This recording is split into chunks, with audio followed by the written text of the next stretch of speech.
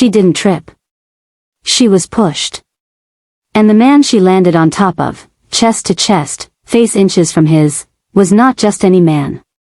He was Kwon Suk-jin, the most feared Korean mafia boss in Seoul. A man whose name made grown men wet themselves in dark alleys. A man who hadn't smiled in 4 years. A man who had just had a gun pointed at his head 3 seconds ago before chaos erupted in the hallway of Iron Veil Corporation's 42nd floor. And now there was a Nigerian woman sitting on his lap, with a resume in her hand. If you are new here, welcome to the channel where love hits different, drama hits harder, and the men are dangerous but somehow always end up wrapped around one woman's finger. Make sure you subscribe right now because this story is about to go places you are not ready for. Let's get into it. Zara Mensah had been standing in that hallway for 45 minutes. 45 minutes of clutching her leather portfolio, rehearsing her pitch in her head, adjusting the collar of her blazer, and reminding herself that she needed this job. Not wanted. Needed. Her mother's hospital bills didn't care about her feelings. Her little brother's school fees didn't care about her pride. And the landlord who had slipped a 3-day eviction notice under her door that morning definitely didn't care about anything except money she didn't have. She had gotten the interview through a connection she didn't fully trust, her former colleague Hannah, who had whispered the opportunity like it was a secret worth dying for. Iron Veil Corporation. Import and export on the surface. Something much darker underneath. Everyone in Seoul's business circles knew it. Nobody said it out loud. But the salary was 3 times anything Zara had ever earned. And she was the best logistics analyst in the city. She knew supply chains the way surgeons knew anatomy, every vein, every pressure point, every place where things could go wrong and exactly how to stop it from bleeding out. So she had put on her best blazer, printed 5 copies of her resume, and walked into the lion's den with her chin up. What she had not planned for was the woman. She saw her in her peripheral vision, tall, sharp-faced, wearing a smile like a blade. John Sora. Zara didn't know her name yet, but she would learn it soon enough, and she would curse it often. Sora was one of Iron Veil's senior operations managers, and she had seen Zara the moment she stepped out of the elevator. Had clocked her immediately, the dark skin, the natural hair pinned up in a professional bun, the foreign-made portfolio, and had made a decision the way cruel people always do. Instantly and without hesitation. When the commotion broke out, shouting from behind the double doors, the crash of something heavy, men in suits scrambling, everyone in the hallway lurched. And Sora, with perfect precision and a smile nobody saw, placed her hand flat against Zara's back and shoved. Zara went forward. Her heels caught nothing. Her portfolio flew open, papers scattering like white birds. She grabbed for anything, found nothing, and then collided with something solid, warm, and extremely expensive smelling. She heard the grunt. Felt the stillness that followed. Not the stillness of shock. The stillness of something far more dangerous, controlled fury. She looked up. He was looking down. Kwon Suk-jin had eyes that didn't blink enough. Dark, still, and sharp like obsidian chips in pale ice. His jaw was set so hard it could cut glass. He was wearing a black shirt with the top button open, sleeves rolled to his forearms, and there was a small cut near his left temple from whatever had just happened in that room. He was not a man who was ever caught off guard. And yet here he was. Caught. The 2 bodyguards who had flanked him were already pulling Zara up by her arms before she could process anything. Her papers were everywhere. Her dignity was somewhere on the 42nd floor, possibly under someone's shoe. Who is this? One of the guards snapped in Korean. Zara answered in Korean without blinking. I'm the candidate for the logistics director position. I have a 2 o'clock appointment. She straightened her blazer, reached down and picked up the nearest paper from the floor, her resume, and held it out toward the man still watching her from where he sat. Zara Mensah. And I apologize for the entrance.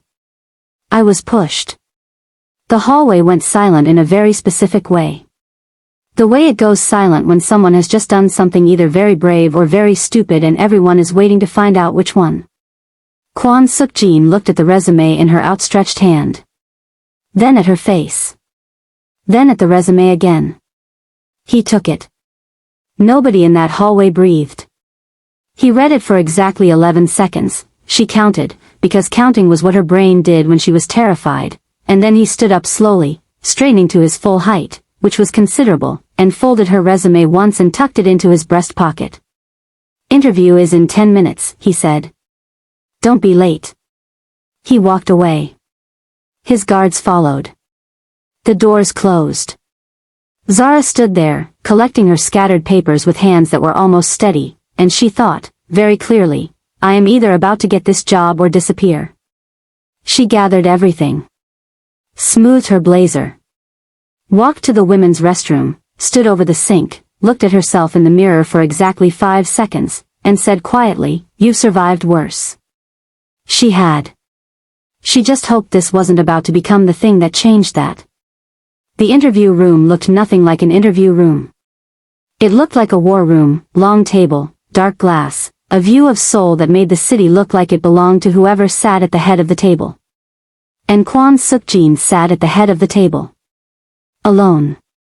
No HR panel. No second interviewer. Just him, a glass of water he hadn't touched, and her resume now unfolded and flat on the table in front of him.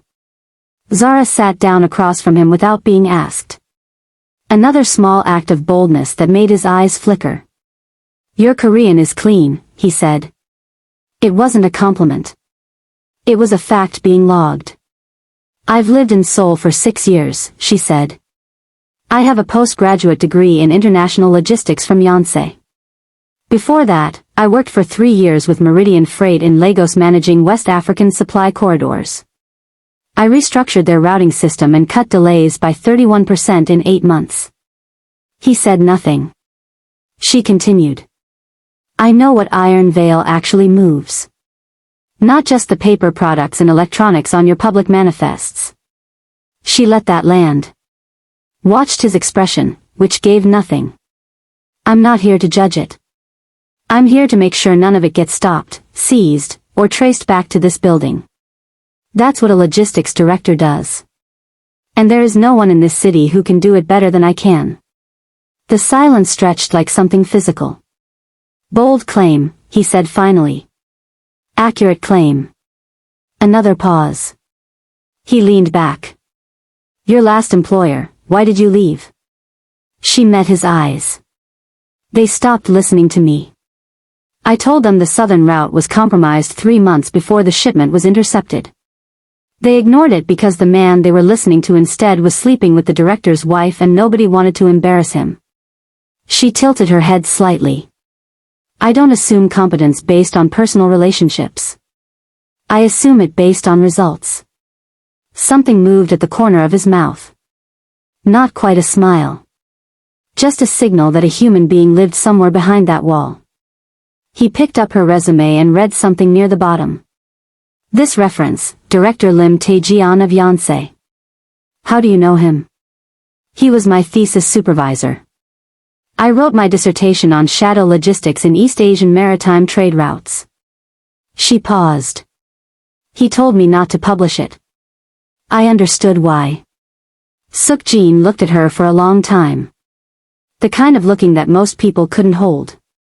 Zara held it. "You'll start with a test," he said. "Not a theoretical one." I expected that. He slid a single sheet across the table. On it was a shipping manifest, 12 line items, destinations ranging from Busan to Rotterdam to Mombasa. Zara looked at it. Her eyes moved quickly, scanning, and then she picked up the pen he had placed beside it and started marking. "This route through Mombasa is flagged," she said, circling it. "Port Authority there has changed their customs head twice this year. There's a new team that's not yet been accommodated into existing networks. This is a risk point." She moved to the next.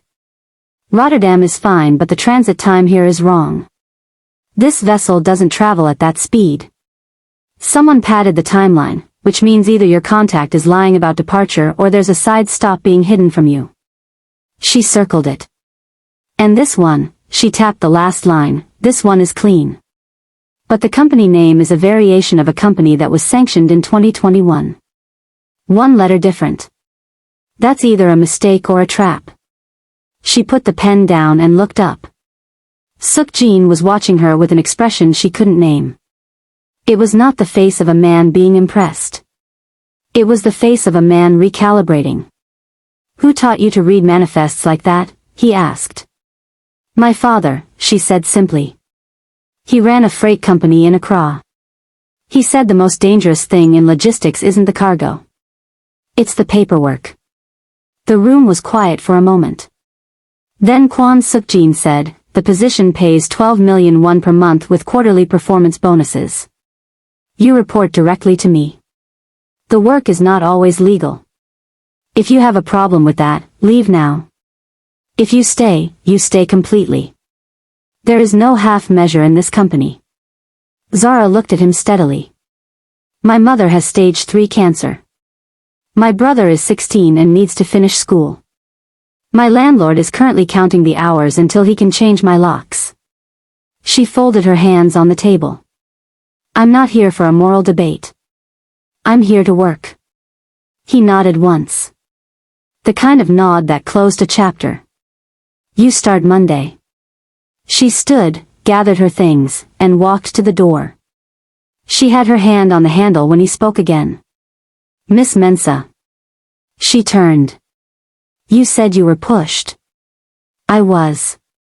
His eyes moved briefly toward the direction of the hallway, something sharp and cold crossing them. I know. She left. And the door closed behind her with the quiet certainty of a life changing. Monday came with the kind of overcast Seoul sky that felt like a warning. Zara arrived 20 minutes early, wearing a forest green wrap dress and her reading glasses pushed up on her forehead like a woman who already owned the floor she was walking on. Because she had decided, on the subway ride over, that the only way to survive this place was to walk through it like she belonged. Even if every nerve in her body was screaming otherwise. The operations floor of Iron Veil Corporation was all controlled chaos, screens everywhere, analysts moving between workstations, voices layered over each other in Korean, the occasional burst of English when someone was on an international call. It smelled like coffee and tension. John Sora was the one who showed her to her office. Of course she was. The office was smaller than what the title deserved, positioned at the back of the floor where the windows were narrow and the natural light was thin. Zara noticed. Said nothing. Sora smiled the way a knife smiles, all edge. The previous director had a larger space, she said sweetly. But Mr. Kwon thought you might want something more private. This is perfect, Zara said, setting her bag on the desk. I work better without distractions. Sora's smile didn't waver. I'll be your point of contact for anything you need. Any questions, any access requests, everything goes through me. Zara looked at her directly. Everything goes to Mr. Kwon directly. That's what I was told. The smile finally slipped, just for a moment. Then it returned, sharper. Of course. I'll let him know you've settled in. She left, and the air in the room felt immediately cleaner. Zara opened her laptop, pulled up the server access she'd been given, and started working. She didn't wait to be briefed. She had already mapped out what she wanted to see first, the last 6 months of routing data, the claim histories, the personnel assigned to each corridor. She was 3 layers deep into the Busan to Osaka chain when the door opened without a knock. Suk-jin. He was in all black again. She was beginning to think it might be his uniform. He carried 2 coffees, which was surprising enough that she almost dropped her glasses. He set one on her desk without comment and leaned against the doorframe, looking at the web of connections she had already mapped on her screen. You've been here 40 minutes, he said. The Busan corridor has a leak, she replied, not looking up from the screen. Someone inside is giving adjustment codes to a third party before each shipment. It's subtle, the timing changes are only 3 to 6 minutes apart, but it's consistent across 11 shipments. Whoever it is has been doing it for at least 4 months. Silence. She looked up. He was staring at the screen with an expression she was beginning to recognize, not surprise, exactly, but the look of someone who has just confirmed something they already suspected. "Can you identify them?" he asked. "Give me until Thursday," she said. He looked at her. Something passed between them, not romantic, not yet, just the particular electricity of two very competent people recognizing each other. It was its own kind of intimacy. He picked up his coffee and left without another word. By Thursday she had a name. By Friday, the man whose name it was didn't come to work. She didn't ask what happened to him. She logged the closure, updated the routing protocols, and moved to the next problem. This was how the first month went. Zara worked with the focused ferocity of someone who had everything to prove and everything to lose. She restructured 3 corridors, renegotiated contact terms with 2 port authorities, identified a surveillance pattern from a rival organization that had been watching the Rotterdam line, and flagged a 3-shipment anomaly that turned out to be an inside embezzlement scheme coordinated by one of the most senior men on the floor. Seok-jin noticed everything. He said very little. But he came to her office often. Sometimes with a question. Sometimes with a document. Sometimes, she realized gradually, with no real reason at all. She noticed this the way she noticed everything, quietly, carefully, and without giving herself permission to think too much about what it meant. The others noticed too. And not everyone was pleased. John Sora had been positioning herself for 18 months to be considered for a director-level role. She had done the work, had played the politics, had laughed at the right men's jokes and sharpened her knives in the dark. Then Zara had walked in, literally fallen in, and taken the position that Sora believed belonged to her by right. She started small. The access requests she processed slowly, just slowly enough to be plausible but not obviously delayed. The meeting invitations that got missed. The email threads where Zara's input was quietly removed before they were forwarded upward. Small cuts. The kind designed to make someone look incompetent without ever leaving a traceable hand. But Zara had been fighting small cuts her whole life. She adapted. She went directly to department heads. She created her own documentation trails. She began CCing Seok-jin on communications that should have been routine, not to tattle, but because she knew that a paper trail was worth more than any confrontation. The confrontation came anyway. 6 weeks in, Sora stopped her in the corridor outside the elevator bank after 7 in the evening, when most of the floor had cleared out. They were alone. "You think you've impressed him," Sora said. Her voice was smooth but her eyes were not. "You think because he looks at you a certain way, you have something here." Zara adjusted the strap of her bag on her shoulder. "I think I've done my job well. That's all I think about." "He'll get tired of the novelty," Sora said, and the word novelty landed like she meant it to, like a slap with a glove on, just soft enough to deny. Men like Kwon Seok-jin don't keep things that don't serve a purpose. The moment you stop being useful or interesting, you'll be gone. And nobody will remember you were here. Zara looked at her for a long moment. "Is that what you're afraid of?" she asked. "That someone might remember they were here?" Sora's face went very still. "I know it was you in the hallway," Zara said quietly. "I know you pushed me." She held the woman's gaze without flinching. "I'm going to let you keep that secret. But only because I don't need it to beat you. I'll do that with my work." She walked to the elevator and pressed the button. Sora stood in the corridor and watched her go, and the thing in her eyes had changed from contempt to something colder. Something that planned. The second month brought a different kind of complication. There was a gala, a charity gala, technically, but the kind that Iron Veil hosted for the purposes of maintaining its public face and consolidating private alliances. Every significant player in Seoul's upper underworld would be there, wearing expensive clothes and pretending they had no idea what any of the others actually did. Zara had not expected to be invited. She was a back-office director. She optimized routes. She didn't go to parties. She received the invitation from Seok-jin personally.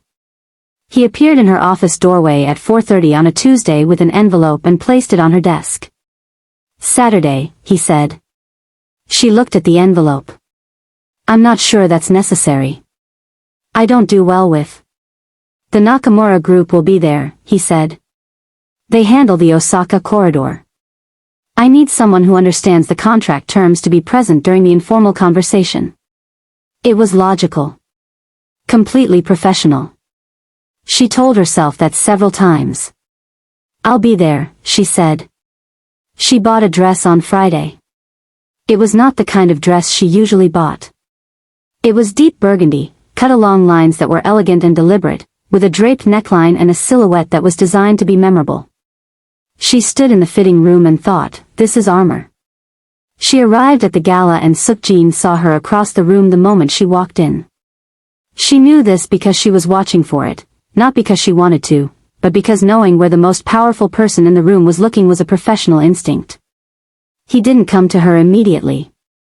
He was in conversation with 3 men in dark suits and he stayed there for 20 minutes while she did what she was there to do, circulating with a glass of wine she barely sipped, listening more than speaking, cataloging information the way she always did. When he finally reached her side, he came without announcement. Simply appeared in her periphery, close enough that she could smell that expensive gravity of his cologne. Nakamura is at the bar, he said quietly. I know, she said. He's been watching the Kong brothers for the last 10 minutes. I think there's a disagreement about the Eastern distribution chain. The body language is not about work, he said. She looked at him. It was the first time he had said something that wasn't about work. She wasn't sure how to arrange her face around it. Then what? She asked. He was looking across the room, not at her, but his voice was low enough to be private. How are you finding Seoul? After 6 years. Still foreign? She considered the question honestly. Some parts. The winters are still surprising every year, which is embarrassing. The food I love. The people, she paused. The people can be kind or they can be very specifically unkind. He made a sound that might have been agreement. You've handled the office politics better than most people who were born here. I've had practice, she said. He looked at her then. Really looked, the way he had in the interview room. Like she was a document he was reading carefully. Your mother, he said. How is she? She blinked. She had mentioned her mother once, in the interview, in passing. She hadn't thought he was filing it away. Better, she said, after a moment. The treatment is working. I moved her to a better facility last month. Something shifted in his expression. Almost imperceptible, but she caught it because she was always watching. It looked, briefly, like relief. Good, he said. Then Nakamura was approaching, and they were back in the professional world, and Zara played her role perfectly, deferential in the right moments, precise when precision was needed, knowing exactly when to translate a concept from Korean to English and back in a way that moved the conversation where Seok-jin needed it to go.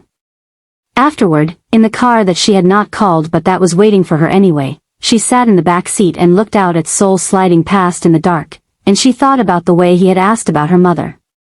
About the way relief had crossed his face.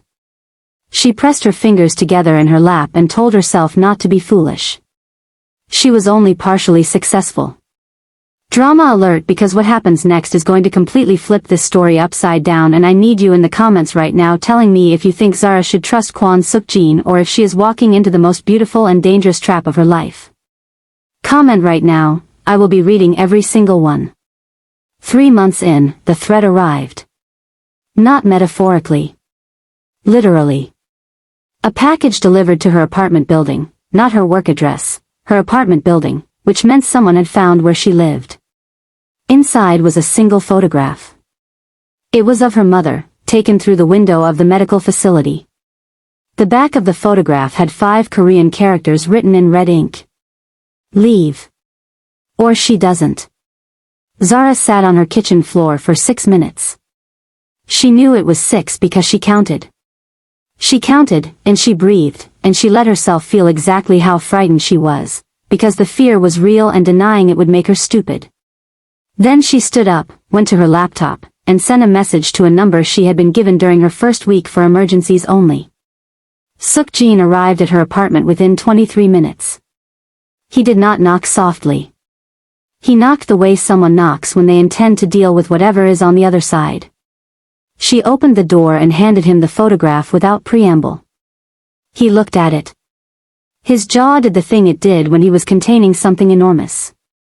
She had learned to read his jaw the way she read manifests, every line a signal.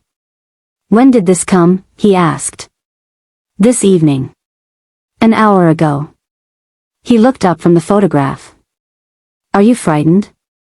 The question was direct in a way she hadn't expected. She answered it the same way. "Yes." He nodded, once, like that was the right answer. Like fear acknowledged was a different thing entirely from fear denied. "You don't have to stay," he said. "I will make sure you and your family are safe regardless. That is not conditional on your employment." She looked at him. The hallway light was doing something to the line of his jaw, and she thought, irrelevantly and dangerously, that he looked like someone who had been carved out of a decision. "Who sent it?" she asked. He held the photograph. "I have a suspicion." His voice was controlled, but there was something underneath it. Something volcanic. "I'll know by morning." "Then I'll wait until morning," she said. "To decide." He looked at her for a long moment. Then he walked past her, into her apartment, and she thought he was going to leave through the window or make a call or do some other inexplicable powerful man thing. Instead, he sat down on her couch, reached into his jacket pocket, took out his phone, and started making calls in a low voice. He stayed all night. Not in any way that was inappropriate. He sat on the couch, worked, made calls in a voice she could hear the rhythm of but not the words. She made tea at midnight because she couldn't sleep and brought him a cup without asking, and he took it without making it strange. At 3 in the morning she fell asleep sitting on the other end of the couch with a book she had been pretending to read, and when she woke up there was a blanket over her shoulders and Suk-jin was standing at her window, looking at the street below, his back to her, his posture that of a man standing guard. She watched him for a moment without saying anything. Then he said, without turning, "John Sora." She had suspected. Hearing it still hit differently. She coordinated with the rival organization, Beck's group. Gave them your address. Gave them information about your family. His voice was flat and careful. The voice of someone who has already decided what happens next and is simply reporting the sequence. "This stops today." "What does that mean?" she asked. He turned from the window. In the 3 in the morning light, something in his face was different. The wall was still there, but there was a door in it now, and the door was slightly open. "It means she's finished at this company," he said. "And Beck's group will understand that you are not to be touched. I will make that very clear." "The way you make things clear," she said carefully. "What does that involve?" "Nothing that requires your knowledge," he said. She considered that. "I'm not asking for clean hands. I've known for 3 months what kind of organization this is." She looked at him. "I'm asking because I want to know if it's proportionate. She's dangerous and vindictive and she crossed a serious line. But my mother is safe. I am safe. I don't want a war started for my dignity." He was quiet for a long time. "You are the most unusual person in my organization," he said finally. "I'll take that as a compliment," she said. "It was," he said. And this time, it was unambiguous. John Sora was escorted from the building that morning. Professionally, cleanly, with a settlement agreement that came with consequences attached to any breach of its terms. Zara watched from her office as it happened, and she felt no particular satisfaction. Just the quiet weight of it being over. Or so she thought. Because Beck Ryano, the head of the rival organization, was not a man who took the cancellation of a contract gracefully. He had been promised certain information, about Iron Veil's routes, its contacts, its vulnerabilities, in exchange for his assistance in removing Zara. Sora's dismissal meant that promise was now void. And Beck did not tolerate void promises. He sent a different kind of message. Not a photograph. He sent men. They came on a Thursday evening when Zara was working late. The building security was not casual. Suk-jin did not run a casual operation. But Beck had someone inside. It turned out the world was full of people willing to be someone inside something for the right number. Zara was in the corridor outside the server room when she heard them. 3 men, moving fast and not trying to be quiet anymore because they had stopped needing to be. She had 2 seconds to make a decision. She made it. She went into the server room, locked it from the inside, pulled out her phone and sent the emergency number a single word, server room, and then began deleting. Not because she had been told to. Because she understood instinctively that if these men were here for what she thought they were here for, the routing data in this room was worth more to them than she was. Take away what they came for. Change the equation. She could hear them at the door. The first attempt. The second. Then she heard other sounds. Different sounds. The sounds of an interruption. It took 8 minutes. Then Sukjin's voice, outside the door, saying her name. Not loudly. Not frantically. Saying it the way you say the name of something you have been afraid of losing. She unlocked the door. He was in the corridor with 2 of his men. There was blood on his knuckles. He looked at her and the looking was so intense she felt it physically. Are you hurt? He asked. No, she said. Then she held up her phone. I deleted the active routing files. They're backed up in the encrypted cloud, but anyone who came here for raw access got nothing. He stared at her. I figured that was the priority, she said, slightly defensive now because the adrenaline was crashing and she wasn't sure she had made the right call. He crossed the distance between them in 2 steps and his hands came up and held her face, tilted it, checking, cheekbone, jaw, the line of her neck. And she realized he was checking for injury and not in a clinical way, not in the way a boss checks a valued employee. In the way a person checks someone they have been terrified for. She looked up at him and they were very close and the corridor was very quiet. Sukjin, she said. It was the first time she had used his name without the honorific. It came out without decision. He stilled. She could see the battle in him, the wall, the door, the man behind the door. She could see him calculating. She was always watching. This complicates things, he said quietly. Everything about me has complicated things since the first day, she said. You hired me anyway. Something broke open in his expression. Briefly and completely. He kissed her in the corridor of the server room with blood on his knuckles and alarms going off 2 floors down, and it was nothing like she'd imagined, shorter, harder, and more honest than anything she had been prepared for. Like a man who doesn't do things halfway finally doing the one thing he'd been fighting not to do. He pulled back. Looked at her. Put his forehead against hers for exactly 3 seconds. Then he straightened, turned to his men, and his voice was completely controlled. Get the perimeter reports. I want Beck's location in 20 minutes. He walked. She stood in the corridor and pressed her fingers to her mouth and thought, this man is going to be the most complicated thing that has ever happened to me. She was not wrong. The fallout from Beck's move shifted everything. It was a declaration, not of war exactly, but of disrespect, and in the world of Korean criminal organizations, disrespect was a currency that had to be answered or it compounded. Sukjin knew this. His senior men knew this. Everyone in Iron Vale knew this. What they didn't know, until Zara figured it out over the next 5 days using the data she had, was that Beck Ryano was not operating independently. He was the visible face of something larger, a consortium of 3 organizations who had been positioning quietly for 2 years to dismantle Iron Vale's maritime network and absorb its routes. Sora had been their inside asset not just for the past few months, but since the beginning. She had been placed specifically, through a chain of connections that looked organic but wasn't, to gather intelligence. Zara mapped it. Every connection, every data point, every timing coincidence that wasn't a coincidence. She built it across 3 screens in her office over 5 days, and when she was done it was the most damning organizational chart she had ever constructed. She called Sukjin in at 10 in the evening on the 5th day and walked him through it. He stood behind her as she traced each connection, and she could feel him processing it, feel the stillness that meant he was recalibrating everything. When she finished, The room was quiet for a very long time. You built this in 5 days, he said. 4.5. Zara.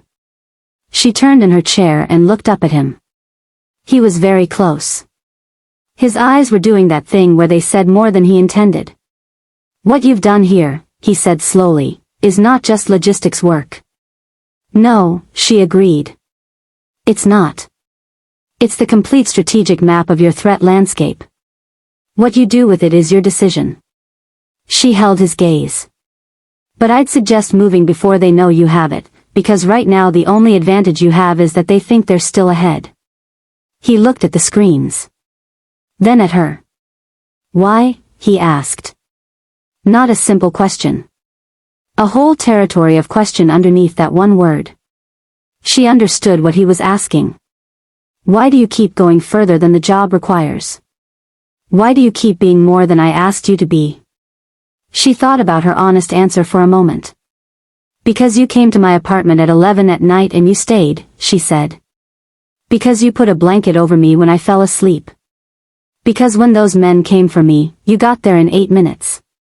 She paused. This is not just a job to me anymore.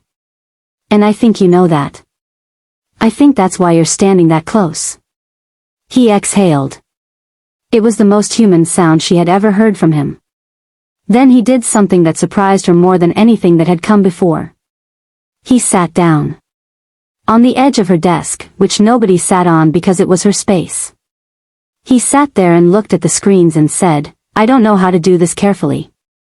Do what? She asked softly. He looked at her. Whatever this is. I don't think it's meant to be done carefully, she said. I think it's just meant to be done. He reached out and tucked a loose strand of her hair back. His hand paused near her jaw. His thumb traced one slow line along her cheekbone and she felt it everywhere. You're going to make everything complicated, he said. You're going to let me, she said. And he did. If you are still watching at this point, first of all I am so proud of you and second of all please hit that subscribe button right now because I pour everything into these stories and your support means everything to me. We are almost at the end and I promise you the finale is worth every second. Stay with me. The consortium moved against Iron Veil 2 weeks later. They had not known about the map. But they had a timeline, and the timeline was already in motion, and stopping a machine that size takes longer than 2 weeks. What they had not accounted for was that Zara's map had allowed Seokjin to flip 3 of their secondary contacts in advance. And to reroute the shipments they expected to intercept. And to have people waiting at the intercept points, not to confront, but to document. Legal documentation of criminal interception attempt, prepared by a lawyer Seokjin kept on silent retainer, delivered to 3 specific offices simultaneously on the morning the consortium made their move. They expected to dismantle Iron Veil. Instead they found themselves facing a legal mechanism that could unravel their own public-facing enterprises, deployed with surgical timing and complete deniability. It was not a violent resolution. It was a structural one. And it was Zara's architecture that made it possible. Beck Rhino left Seoul within the week. The consortium dissolved within the month. And Iron Veil, improbably, came out of the entire episode more secure than it had been going in. The morning after it was over, Seokjin came to her office. Not with coffee this time. Not with a document. He came in and closed the door and leaned against it and looked at her, and his expression was open in a way she had only glimpsed in fragments before. The whole thing, finally. All at once. I owe you something, he said. A raise, she said immediately. He laughed. Actually laughed. It was the first time she had heard it and it changed his entire face, softened the architecture of it, made him look briefly like someone who had not always been this. Yes, he said. A significant one. And, she asked, because she could see there was more. He crossed the room. He stopped in front of her desk and looked at her. And an honest answer to a question I should have answered a long time ago. She waited. The day you fell on me in that hallway, he said, I already knew who you were. I had seen your application. I had read your work. I had been trying to find a reason to contact you. She blinked. Hannah didn't come to you with this opportunity, he said carefully. I asked Hannah to find you.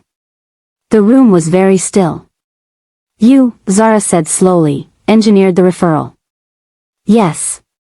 You reached out to someone who knew me and had them send me here. Yes. She sat with that. All the angles of it. The way it reframed the sequence of events. She was very good at reframing sequences. Why not just contact me directly, she asked. He held her gaze. Because a woman as talented as you would have said no to a direct approach from an organization like this. You needed to feel like it was a choice you made. But Sora pushed me, she said. That wasn't you. No. His jaw tightened. That was not part of anything. And she's been dealt with. Zara stood up from her chair. She walked around the desk and stood in front of him, close, in the way she had learned she could with him. The way that didn't need permission. You manipulated the situation to get me into this building, she said. Yes, he said. No softening. No excuse. Just yes. That's a significant thing, she said. I know. And you should have told me. I know that too. She looked at him for a long time. She was doing what she always did, reading the document in front of her. Every line. Every pressure point. Looking for where the truth was and where the risk was and where the thing worth keeping was. Why me? She finally asked. The real question. The one underneath everything. He was quiet for a moment.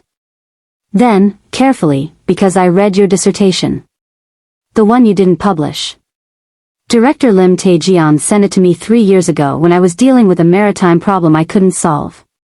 You had mapped it, the entire problem, theoretically, without knowing it existed. As an academic exercise. He paused. You saw something that took my team 2 years to notice and you wrote about it in a thesis paper. I never forgot it. She breathed. I've been looking for someone who thinks the way you do for 3 years, he said. And then you applied. And I thought, he stopped himself. What did you think? She asked. That some things are worth engineering, he said. And I was right. Professionally, I was absolutely right. And personally, she asked. He looked at her. The door was fully open now. The wall was still there, it would always be there, that was who he was, but there was a door and she was standing in it. Personally, he said, I think you are the most extraordinary person I have ever been afraid of losing. She stepped forward and put her hands flat against his chest and looked up at him and said, You should have just emailed me. He put his hands over hers. Would you have come? She thought about it honestly. The mother with cancer. The brother who needed school. The landlord counting hours. The woman who had survived enough to know which risks were worth taking. Probably not, she admitted. Then I made the right call, he said. You made an ethically questionable call that happened to work out, she corrected. Yes, he agreed. I'm adding an ethics clause to my contract, she said. I'll have the lawyers look at it, he said. And she kissed him. Deliberately this time. With full decision and no corridor alarm and no crisis to attribute it to. Just the choice, plainly made, by a woman who read situations carefully and decided this one was worth the risk. He kissed her back with the same totality he brought to everything. No halfway. No half measure. All the way in. Outside the window, Seoul moved and breathed, and in the back room of a company that lived in the gray between legal and not, a Nigerian woman who had been pushed into the most dangerous room of her life held her ground, earned her place, solved the problem nobody else could solve, and claimed something real from the rubble of what was supposed to break her. Zara Mensah had not come to Seoul for a love story. She had come for survival. But love, she was discovering, the real complicated unsimple kind, was also a form of survival. The kind that made the winters shorter. The kind that made the mornings less like battles and more like beginnings. 3 months later she moved her mother to the best private medical facility in Seoul. Her brother started an international program at Yonsei. She renegotiated her salary twice. She restructured Iron Veil's logistics framework so comprehensively that even the legal side of the company became profitable in ways it hadn't been in years. And Kwon Suk-jin, who had not smiled in 4 years before a Nigerian woman landed on his lap with a resume, smiled often enough now that his men stopped looking alarmed when it happened. He didn't stop being who he was. She didn't ask him to. And she didn't stop being who she was. He didn't want her to. They were two very specific, very formidable people who had found the rare and dangerous thing, someone who was a match. Not in spite of everything. Because of it. She was pushed into his world. She won her place in it with skill. And somewhere in the architecture of all that surviving, she found something she had not put on her resume and had not known to look for. Something that felt, improbably and completely, like home. And that is where we leave them. Not at the end of the trouble, because men like Kwon Suk-jin do not live at the end of trouble, but at the beginning of something that the trouble couldn't stop. Something that was built in server rooms and late-night offices and honest conversations at 3 in the morning. Something that started with a shove and became, against all odds, a choice. Oh my goodness, we made it to the end and I am so emotional about this story. If you are still here, you are exactly the kind of viewer this channel exists for and I love you deeply. Please leave a comment below telling me your favorite moment in this story. Was it the interview? The server room? 3 in the morning on the couch? The kiss at the end? I want to know everything you felt. And if you have not subscribed yet, please do it right now because there are more stories exactly like this one coming and you do not want to miss a single one. Hit the like button if this story moved you, share it with your best friend who loves a good romance, and I will see you in the next one. Thank you for watching. Thank you for staying. And remember, sometimes being pushed is how you find out exactly how strong your landing is.